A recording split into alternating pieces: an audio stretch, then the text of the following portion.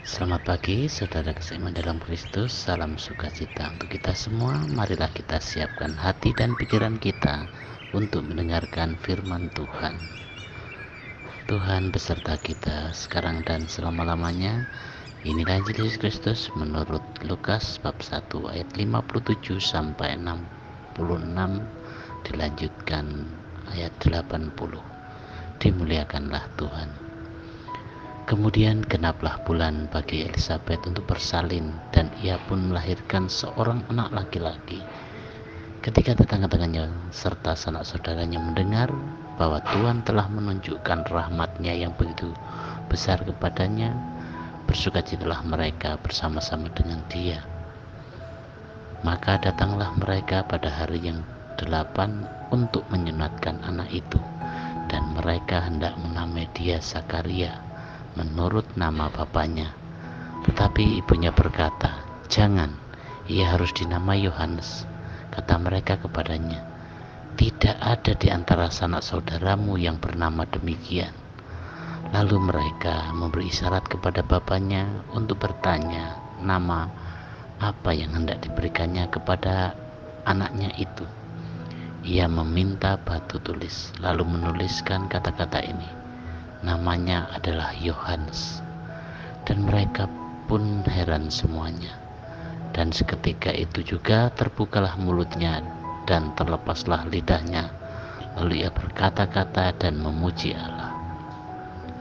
Maka ketakutanlah semua orang yang tinggal di sekitarnya, dan segala peristiwa itu menjadi buah tutur di seluruh pegunungan Yudea. Dan semua orang yang mendengarnya merenungkannya dan berkata, "Menjadi apakah anak ini nanti? Sebab tangan Tuhan menyertai dia." Adapun anak itu bertambah besar dan makin kuat rohnya, dan ia tinggal di padang gurun sampai kepada hari ia harus menampakkan diri kepada Israel.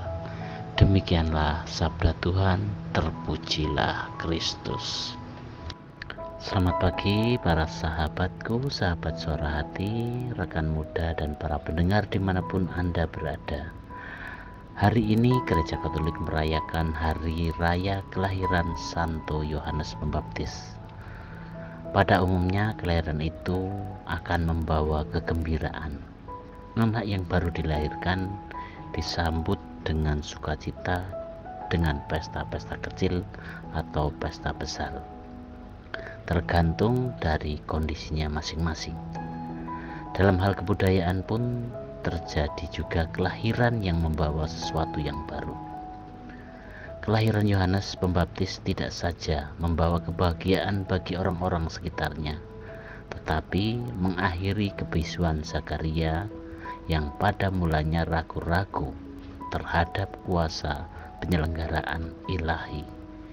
Yohanes lahir dan Zakaria melantunkan sebuah kidung tentang kebesaran Tuhan, dan kidung itu telah menjadi sebuah doa terindah yang diucapkan gereja setiap hari sampai saat ini.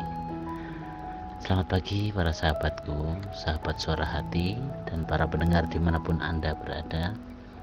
Saat Zakaria mendapatkan kabar dari malaikat Gabriel, orang-orang di sekitar Elisabet dan Zakaria berharap agar mereka mengikuti tradisi dalam memilih nama bagi sang calon bayi. Namun Elisabet dengan tegas memilih nama seperti yang diberikan malaikat kepada Zakaria. Demi mendukung pendapat mereka yang bertentangan dengan Elisabet, mereka kemudian meminta Zakaria menuliskan nama yang dia inginkan bagi anaknya. Dan jawaban Zakaria mengherankan semua pihak, karena ia menuliskan nama seperti yang disebutkan oleh Elisabet. Setelah itu Zakaria bisa berbicara kembali seperti yang dijanjikan malaikat. Tentu saja ini menjadi suatu pertanyaan yang besar mengenai masa depan anak Zakaria itu. Hendak menjadi apa nanti di kemudian hari? Para sahabatku, sahabat suara hati, rekan muda dan para pendengar dimanapun Anda berada, Peristiwa kelahiran Yohanes hendaknya menjadi bukti bagi kita semua bahwa Tuhan senantiasa mendengarkan doa dan harapan setiap orang yang percaya akan kasih dan penyelenggaraannya. Lebih dari itu, kesetiaan Zakaria dan Elizabeth mengasuh dan membesarkan Yohanes menjadi contoh bahwa berkat Tuhan mesti disertai dengan tanggung jawab dari manusia untuk memelihara dan menghasilkan buah yang berlimpah. Berkat Tuhan hendaknya bukan sebatas harta kesalehan pribadi semata, tetapi mesti berdaya guna bagi kebaikan dan keselamatan semua orang, keselamatan sesama. Dan akhirnya kesadaran bahwa sesungguhnya setiap dari kita adalah pemberian atau hadiah istimewa Allah. Maka sudah selayaknya apabila kita tetap berusaha agar kita pun mau dan rela menjadi berkat bagi orang lain, atau setidaknya kita bisa menjadi kebanggaan orang tua kita masing-masing. Para sahabatku, sahabat Suara Hati, rekan muda dan para pendengar dimanapun Anda berada, Yohanes Pembaptis adalah pribadi yang bermutu. Ia memiliki kepekaan untuk menuntun orang-orang pada jalan Tuhan. Ia mempersiapkan banyak orang untuk menyambut kedatangan Sang Juru Selamat. Ketika Yesus tampil, Yohanes Pembaptis bahkan menyadari tempatnya dan mulai untuk mengundurkan diri agar Yesus bisa sepenuhnya berkarya. Kerendahan hati Yohanes Pembaptis menunjukkan mutu pribadinya yang luar biasa mengagumkan. Untuk itu, bagaimana dengan kita? Bagaimana dapat menciptakan mutu hidup yang baik? Mutu hidup yang baik dimulai dari keluarga. Keluarga sebagai komunitas terkecil menjadi tempat mendidik dan mengembangkan mutu pribadi yang baik dan dalam keutamaan. Semoga kita semua, keluarga Kristiani, memiliki cinta tanpa syarat dan mengutamakan kesucian dalam menjalani hidup sehari-hari.